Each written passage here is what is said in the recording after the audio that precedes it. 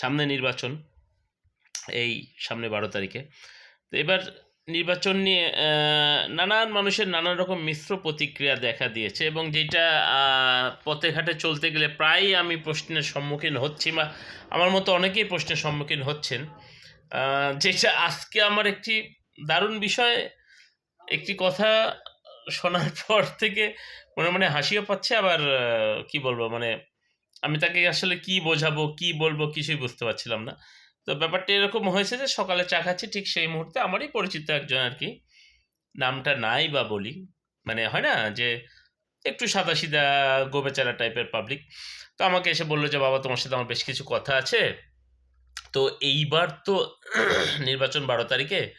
তো বাবা এই ওই যে এর আগের বার আমরা মানে নাটোর বসে বাবা, এই যে এর আগের বার আমরা ওই যে ভোট দিলাম মেশিনে, কি জানি একটা মেশিন কইলো, সেই ইভিএম না কি, তে সেটা তো কিভাবে দিছিলাম ভুলে গেছি। এবার আবারও কি ওই মেশিনে হবি? তাই আমি বললাম না, এবার মেশিনের চিন্তা বাদ দেন। মেশিনের চিন্তা হলে আপনার কোনো টেনশন নেই, মেশিন টেশিন এবার আর হবি না নি। তখন আবার আবার করছে বাবা তাহলে যে করছে যে এবার আবার ভোটে বলে মেলা কেরা গেছাল। ধরো আমি দেখ যে একটা পত্রিকা দিব, তাই না?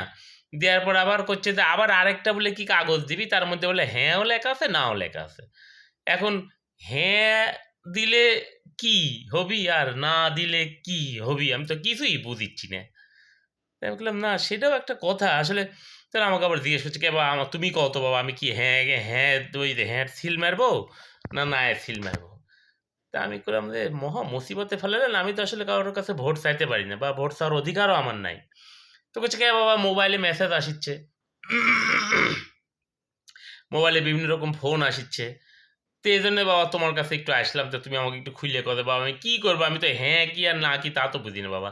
সারা জীবন শুনেছি হ্যাঁ মানে সঠিক, এখন এখানে কি হ্যাঁ দিলে কি সঠিক হবি না কি ব্যাঠিক হবি, এটা তো কিছুই বুঝিচ্ছি না।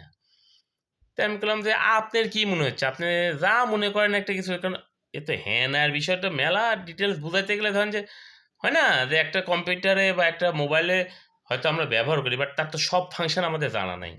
তো সেরকমই তো, তো হ্যাঁ না বোঝাতে গেলে তো ধরেন যে আমি নিজেও তো কম বুঝি, বা যেটুকু বুঝি বা যেটুকু বুঝিছি, কারণ ওই পাবলিকে বোঝাতে গেলে তো আমার মনে করেন সারাদিন শেষ। তাই বললাম কাকা বা দাদা বা ভাই বা যেটাই হোক, আপনার যা মনে চায় তাই করেন। তা আমাকে বলছে বা আমি তো সারা জীবনে একটু তেরা মানুষ, তুমি তো জানো। তা আমাকে যদি কয় হ্যাঁ দিতে, তা আমি তো দিবনি নাই। আবার কেউ যদি বেশি বেশি কয় না দিতে, আমি দেবনি হ্যাঁ। তো আমার তো মনে করো, তা আমি বললাম তাহলে আপনি যেহেতু তেরা নিজেই করছেন, তো যে যেটা বেশি কবি তার বিপরীতেই না হয় দিয়ে নিচ্ছে, এটা আপনার মর্জি, এটা তো আর আমি করতে পারি না। তো করছে বাবা ভোটটা এবার আমার কেমন জানি মাথার মধ্যে গুলায় যাচ্ছে, আমি দেখ ভোট কেন্দ্রে কি করবো নি, আমাকে একটু সাথে কেউ যদি থাকলো নি। তাহলে এখানে সাথে থাকার কোনো উপায় নাই, যান গেলেই বুঝতে পারবেন একটা কিছু তো হবি, তাই না? তো ভালো থাকেন সবাই, খোদা হাফেজ।